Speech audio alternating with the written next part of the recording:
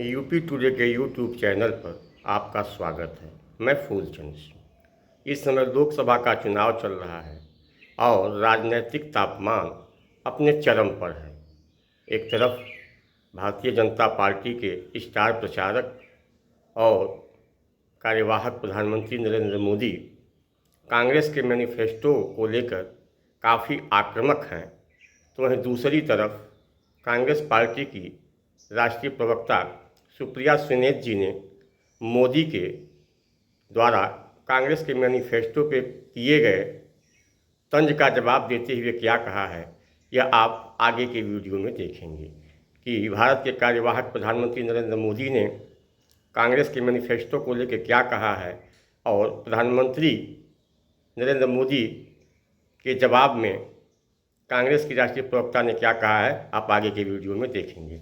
हाँ, एक निवेदन है, यदि अभी तक आपने यूपी टुडे के यूट्यूब चैनल को सब्सक्राइब नहीं किया है तो आज ही सब्सक्राइब करें, बेल आइकन को दबाएं। धन्यवाद। देंगे।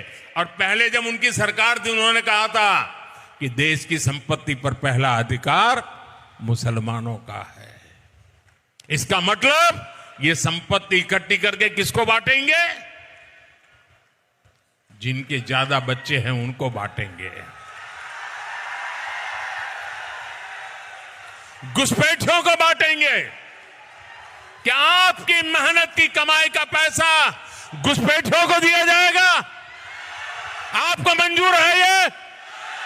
ये कांग्रेस का मैनिफेस्टो कह रहा है कि वो माताओं बहनों का सोने का हिसाब करेंगे, उसकी जड़ती करेंगे, जानकारी लेंगे और फिर उस संपत्ति को बांट देंगे और उनको बांटेंगे जिनको मनमोहन सिंह जी की सरकार ने कहा था कि संपत्ति पर पहला अधिकार मुसलमानों का है।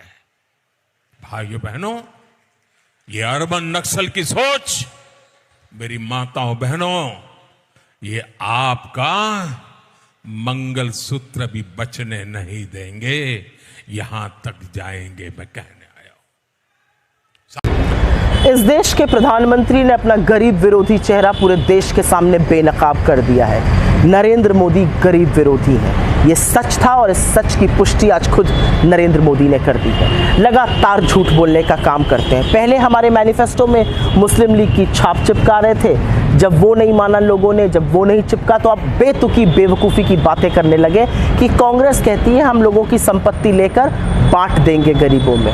ना हम ऐसा कहते हैं, ना हमारे मैनिफेस्टो में ऐसा कुछ है। असलियत ये है कि आपकी कुत्सित मानसिकता हमारे मैनिफेस्टो के बारे में दुष्प्रचार करने की दुनिया जान रही है। मैं डंके की चोट पर कहती हूँ, इस देश में अमीरों और गरीबों के बीच में जो बढ़ती हुई खाई है, अगर उसको समय रहते न पाटा गया तो वो एक सामाजिक असुरक्षा का कारण बनेगा।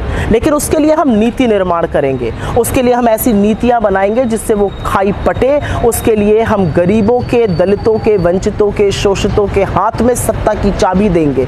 संसाधन पर गरीबों का हक होना चाहिए और फिर वो गरीब चाहे सामान्य वर्ग के हों, चाहे पिछड़े हों, चाहे आदिवासी हों, चाहे दलित हों। इस बारे में आप झूठ क्यों बोलते हैं?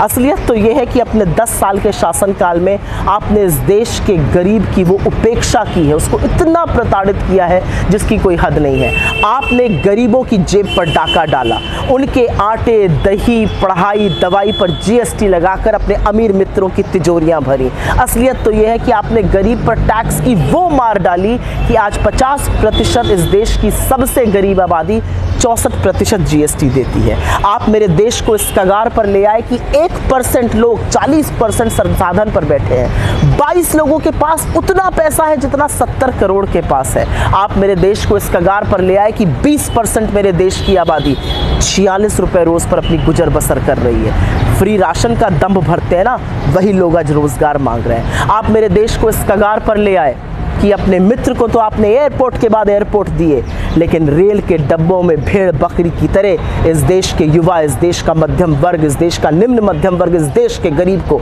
आपने ठूसने का काम किया है।